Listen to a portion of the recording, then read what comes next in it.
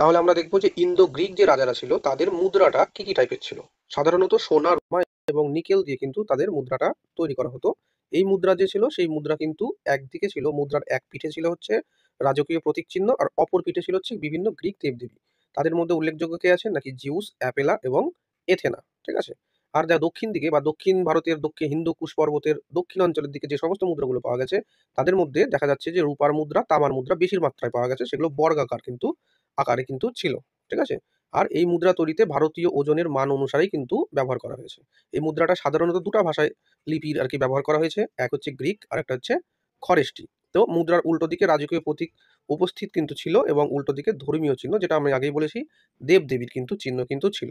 Greek মুদ্রা তোমরা সবসময় মনে রাখবে, পরীক্ষাতে নেট সেট পরীক্ষাতে কিন্তু গ্রিক মুদ্রা থেকে কোয়েশ্চেন আসে।